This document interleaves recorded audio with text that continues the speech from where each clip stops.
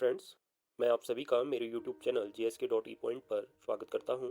आज हम NCERT class 12 political science के अंतर्गत जो हमारा चैप्टर थर्ड है, समकालीन विश्व में अमेरिकी वर्चस्व, इसके पार्ट 2 में हम नई विश्व व्यवस्था की शुरुआत, beginning of new world order, इसको समझने का प्रयास करेंगे। इसके अंतर्गत हम यह जानने का प्रयास करेंगे कि नई विश्व व्यवस्था से क्या तात्पर्य है, नई विश्व व्यवस्था की शुरुआत कब हुई और वह कौन सी घटनाएं थी जिसको विश्व में नई विश्व व्यवस्था की शुरुआत के रूप में देखा जाता है। इन घटनाओं पर भी हम चर्चा करेंगे। तो सर्वप्रथम हम समझते हैं कि नई विश्व व्यवस्था की संज्ञा किसको दिया जाता है। सर्वप्रथम विश्व में हम कह सकते हैं कि विश्व में सोवियत संघ के विघटन के बाद अर्थात 1991 में जो सोवियत संघ था, जो शीत युद्धकालीन दो महाशक्तियां थी, सोवियत संघ और संयुक्त राज्य अमेरिका, उसमें से एक महाशक्ति सोवियत संघ का विघटन हो गया और सोवियत संघ के विघटन के पश्चात विश्व में संयुक्त राज्य अमेरिका के वर्चस्व की शुरुआत हुई। अर्थात अब विश्व में एक ही महाशक्ति रह गई, संयुक्त राज्य अमेरिका, और उस महाशक्ति का पूरे विश्व में प्रभाव देखने को मिला, उसका दबदबा देखने को मिला। इस नई शुरुआत को नई विश्व व्यवस्था की संज्ञा दी जाती है।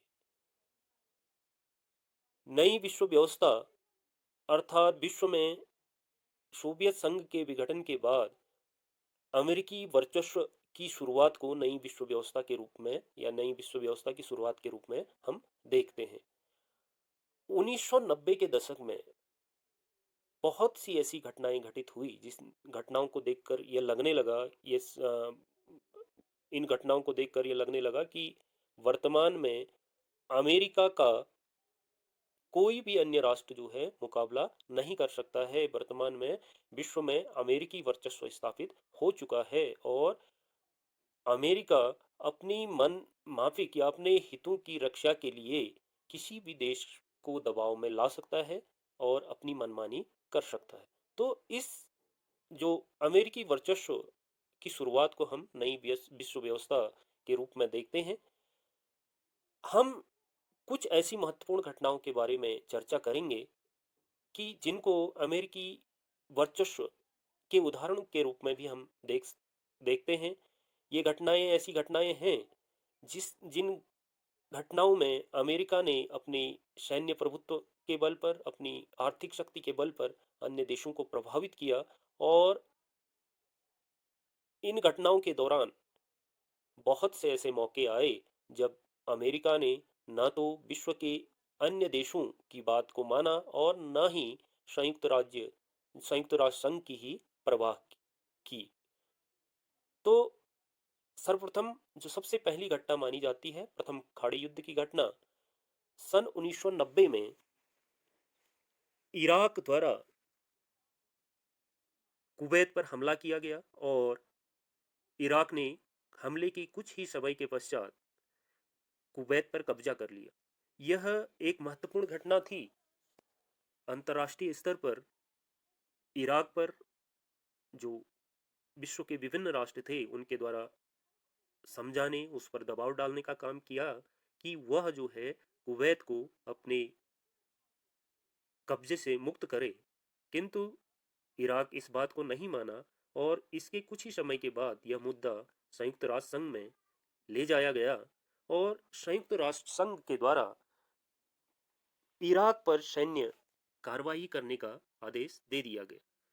यह एक बड़ी महत्वपूर्ण घटना थी क्योंकि इससे पूर्व शीत युद्ध के दौर में जो संयुक्त राष्ट्र संघ चुप्पी साधे रहा और उसने शीत युद्ध के दौर में एक आप कह सकते हैं कि मौन धारण किए रहा, वही संस्था इस घटना के बाद बड़ी सक्रिय हो गई और जो तत्कालीन अमेरिकी राष्ट्रपति थे जॉर्ज बुश, उनके द्वारा इस दबाव डालकर एक तरीके से हम कह सकते हैं कि इस कार्रवाई की अनुमति संयुक्त राष्ट्र संघ से ली और जिसका परिणाम रहा कि इराक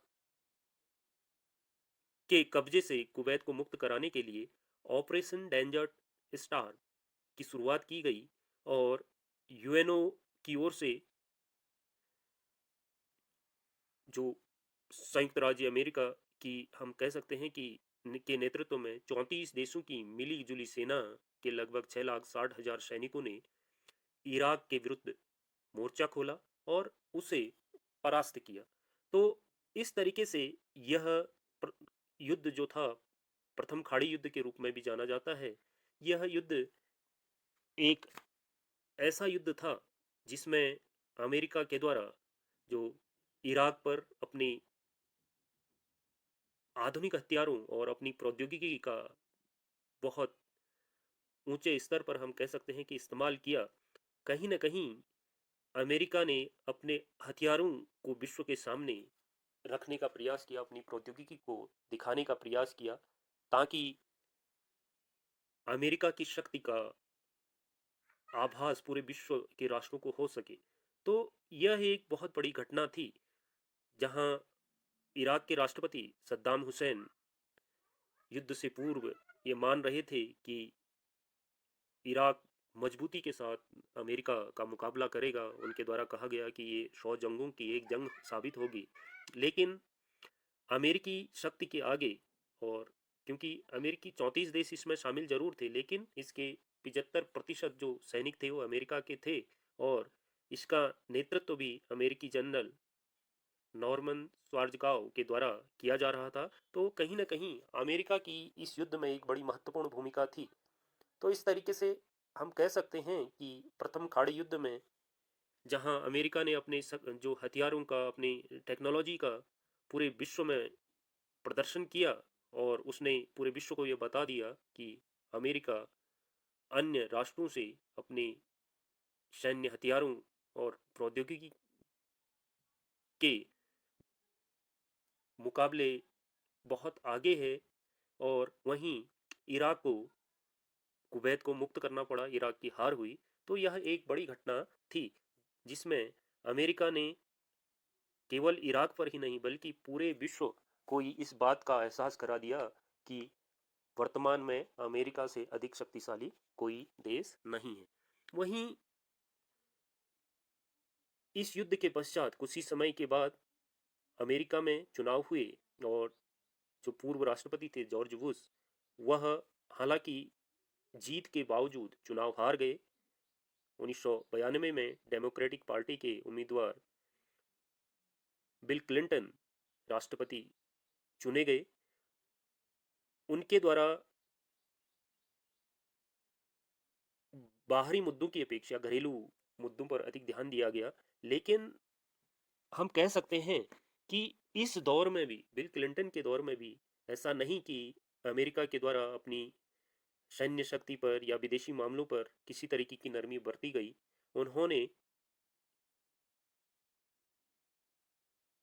चाहे वो 1999 में कोसोवो के कोसोवो प्रांत के जो अल्बानियाई लोगों के आंदोलन को कुचलने की सैन्य कार्रवाई ही हो, या इसी इसी दौर में, बिल क्लिंटन के ही दौर में सन 1998 में एक महत्वपूर्ण घटनाएं हुई जिसमें केनिया के नैरोबी और तंजानिया के दार इस सलाम में अमेरिकी दूतावासों पर बमबारी की गई। इस बमबारी के लिए आतंकवादी संगठन अल-कायदा को जिम्मेवार ठहराया गया। तो यह एक बड़ी घटना थी। इस घटना के कुछ ही समय के बाद अमेरिका के द्वारा संयुक्त राष्ट्र संघ की अनुमति के बगैर जो अल कायदा के ठिकाने थे सूडान और अफगानिस्तान में, वहां पर ऑपरेशन इनफाइनाइट रीच के तहत कार्रवाई की। और इस कार्रवाई के अंतर्गत अमेरिका ने अपनी क्रूज मिसाइलों का इस्तेमाल करते हुए अल कायदा के ठिकानों को नष्ट करने का प्रयास किया। तो इस घटना के अंतर्गत भी अमेरिका ने कहीं न कहीं अपने वर्चस्व का इजहार किया। उसने ना तो अंतर्राष्ट्रीय कानून की परवाह की और ना ही संयुक्त राष्ट्र संघ की अनुमति लेना ही उचित समझा। तो कहीं न कहीं ये उसके प्रभुत्व को दर्शाता है, उसके वर्चस्व को दर्शाता है, जो ये दर्शाता है कि अमेरिका इतना अधिक जो है शक्तिशाली है कि वो अन्य देशों की परवाह किए बिना ही भी या अंतर्राष्ट्रीय कानून भी उससे नीचे हैं, वो उससे भी ऊपर है। इस बात को जो है देखने को इस घटना के अंतर्गत या इस हमले के बाद ये घटनाएं देखने को मिली। वहीं एक और जो महत्वपूर्ण घटना अमेरिकी वर्चस्व के शुरुआत के रूप में देखी जाती है, वो घटना थी 9/11 की घटना। ये एक शक्तिशाली और अमेरिकी, हम कहें कि वर्चस्वशाली अमेरिका के लिए एक बहुत बड़ी घटना थी कि 11 सितंबर 2001 को, इसलिए जो 9/11 की घटना इसलिए बोला जाता है क्योंकि ये 11 तारीख और 9वें महीने में ये घटना घटित हुई थी सितंबर में, तो इसलिए इसको जो है 9/11 की घटना माना जाता है। इस दिन जो है 11 सितंबर 2001 को 19 अपहरणकर्ताओं ने 4 व्यावसायिक उड़ानों का अपहरण कर अमेरिका में स्थित वर्ल्ड ट्रेड सेंटर, अमेरिका की रक्षा मुख्यालय पेंटागन और जो अगला इनका निशाना था अमेरिकी कांग्रेस की मुख्य इमारत, इनको निशाना बनाने का प्रयास किया गया। इनके द्वारा, अपहरणकर्ताओं के द्वारा, इन 4 विमानों में से जो 2 विमान थे वो वर्ल्ड ट्रेड सेंटर पर टकराए गए, और वहीं जो अन्य जो 2 विमान थे उनमें से एक जो है रक्षा मुख्यालय पेंटागन, और दूसरा विमान जो अमेरिकी कांग्रेस की मुख्य इमारत पर जो टकराने का निर्णय लिया गया था, लेकिन ये असफल रहे। तो इस घटना में जहां वर्ल्ड ट्रेड सेंटर को ध्वस्त कर दिया गया, जिस घटना में लगभग 3,000 लोग मारे गए, तो इस हमले को 9/11 की घटना के रूप में जो है हम लोग जानते हैं। यह अमेरिका जैसे शक्तिशाली राष्ट्र के लिए एक बहुत बड़ी घटना थी। इस घटना ने कहीं न कहीं अमेरिका की शक्ति को चुनौती के रूप में प्रस्तुत किया। कहीं न कहीं अमेरिका के लिए एक बड़ी चुनौती थी। यह घटना अमेरिका के इतिहास में इस इतनी बड़ी घटना इससे पूर्व नहीं घटित हुई थी। तो यह घटना कहीं न कहीं अमेरिकी वर्चस्व के लिए एक बड़ी चुनौती थी। तो इस घटना के बाद अमेरिका ने जो इस घटना के जिम्मेदार आतंकवादी थे, जो अलकायदा को इस घटना के लिए जिम्मेवार माना गया, तो इस हमले के बाद राष्ट्रपति जॉर्ज डब्ल्यू बुश ने आतंकवाद के विरुद्ध विश्वव्यापी युद्ध की शुरुआत की। इस कार्यवाही में अलकायदा और अफगानिस्तान के तालिबानी शासन के विरुद्ध ऑपरेशन एंड्यूरिंग फ्रीडम के तहत एक बड़ी कार्रवाई की गई। इस कार्यवाही में अमेरिका ने अपनी पूरी शक्ति को लगाते हुए जहां अफगानिस्तान से तालिबानी शासन को पूर्णतः समाप्त कर दिया, और जो अलकायदा को बहुत अधिक नुकसान इस घटना के बाद पहुंचाया गया। जहां यह घटना अमेरिका जैसे वर्चस्वशाली राष्ट्र के लिए एक चुनौती के रूप में था, वहीं इस घटना के बाद अमेरिका ने अपनी सैन्य शक्ति का उपयोग करते हुए, अपने आर्थिक संसाधनों का उपयोग करते हुए पूरे तरीके से जो इस घटना के जिम्मेवार लोग थे उनको निशाना बनाया और उनको पूर्णतः समाप्त करने का प्रयास किया।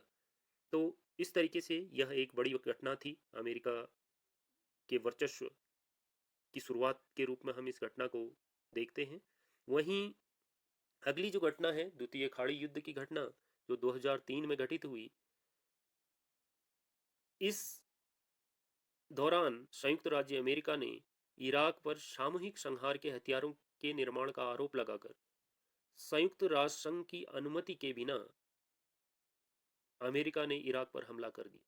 तो यह एक बहुत ही बड़ी घटना थी कि बिना, हम कह सकते हैं कि संयुक्त राज्य अमेरिका ने अन्य देशों को भरोसे में लिए बिना, संयुक्त राष्ट्र संघ को भरोसे में लिए बिना एक राष्ट्र की संप्रभुता पर केवल शक के आधार पर हमला कर दिया। ये कहीं ना कहीं अमेरिकी वर्चस्व को दिखाता है, उसके दबदबे को दिखाता है, उसकी शक्ति को दिखाता है। इस घटना के लिए संयुक्त राज्य अमेरिका के द्वारा ऑपरेशन इराकी फ्रीडम चलाया गया। अमेरिका के नेतृत्व में 40 देशों के सैनिकों की संयुक्त सेना के द्वारा, जिसको कॉलिशंस ऑफ विलिंग्स या आकांक्षियों की महाजोट भी कहा जाता है, इन इन 40 देशों की संयुक्त सेना के द्वारा इराक पर हमला किया गया। यह एक बड़ा और हम कह सकते हैं कि निर्णायक युद्ध साबित हुआ।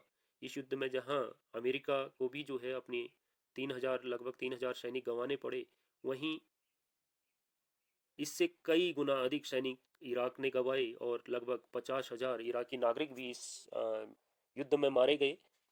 यह युद्ध एक बहुत महत्वपूर्ण घटना थी, जहां इस युद्ध के पश्चात जो इराकी शासक थे सद्दाम हुसैन, उनको बंदी बना लिया गया। कुछ ही समय के बाद उनको फांसी दी गई। वहीं